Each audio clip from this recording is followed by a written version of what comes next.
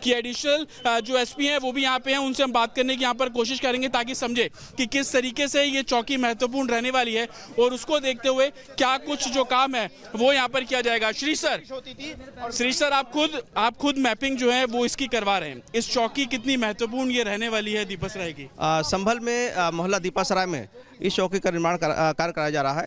आज पैमाइश के पश्चात इसकी नींव खोदी जा रही है।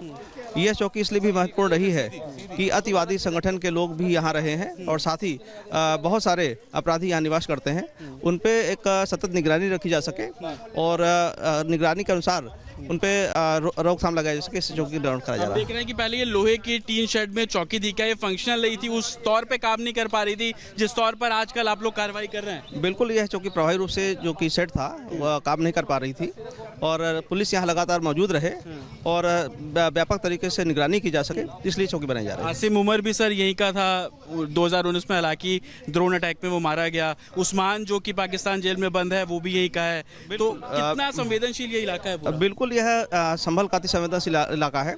यहाँ पर अतिवादी, आतंकवादी और साथ ही बड़े अपराधी भी यहाँ रहे हैं।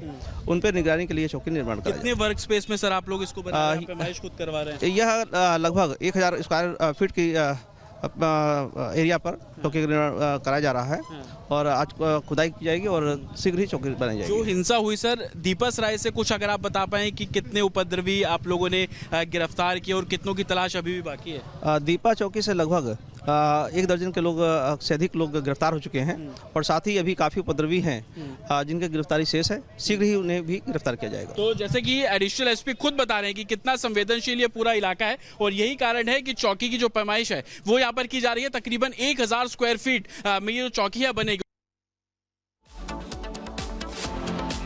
तो जतिन की रिपोर्ट आप देख रहे थे, जहां खुदाई का काम शुरू हो गया है। जी हां, संभल में पुलिस की एक और चौकी बनेगी। दीपासराय इलाके में चौकी निर्माण को लेकर काम भी शुरू हो गया है और बड़ी संख्या में पुलिस फोर्स की मौजूदगी वहां पर है और काम अब शुरू कर दिया गया है।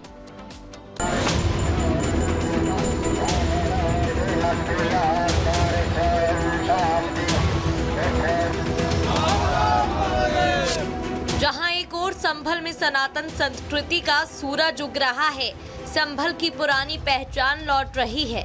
सनातनी सबूतों को संरक्षित किया जा रहा है।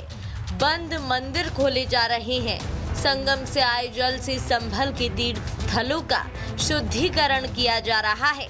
वहीं दूसरी ओर संभल को सुरक्षित बनाने के लिए ताबड़तोड़ चौकियों का निर्माण किया जा रहा है। संवेदनशील जगहों पर पुलिस चौकियां स्थापित हो रही हैं।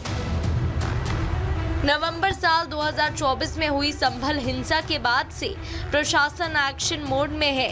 24 नवंबर को शाही जामा मस्जिद के बाहर एएसआई की टीम पर हमला हुआ था, जिसके बाद मस्जिद के ठीक सामने पुलिस चौकी का निर्माण करा दिया गया।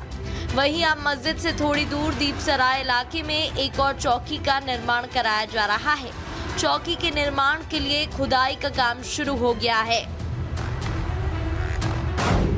ये चौकी सपा सांसद जियारुर रहमान बर्क के घर से महज 100 मीटर की दूरी पर बनाई जा रही है, जबकि चौकी से 200 मीटर दूर संभल हिंसा के मास्टरमाइंड शारिक साटा का मकान है।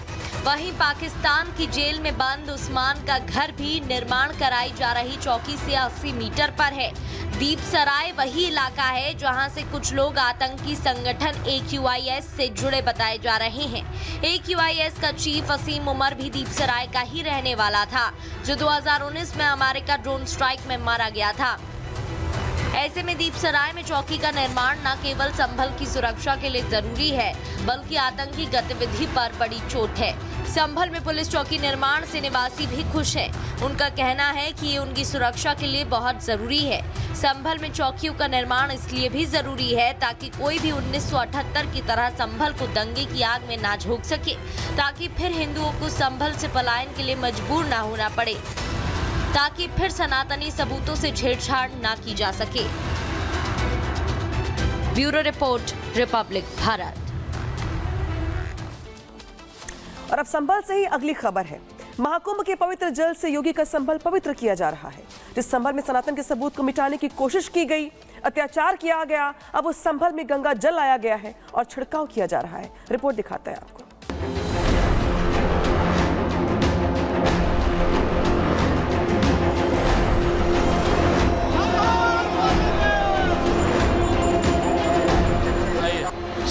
में जहां भगवान कल की लेंगे अवतार, वहां पहुंच रहा है संगम का पवित्र जल। जिस संभल में हिंसा होती रही, उस संभल को पवित्र किया जा रहा है। संभल के श्रीवंश गोपाल कल की धाम में गंगा जल का छिड़काव किया गया है। भगवान कल्की की प्रतिमा का गंगा जल से अभिषेक किया गया है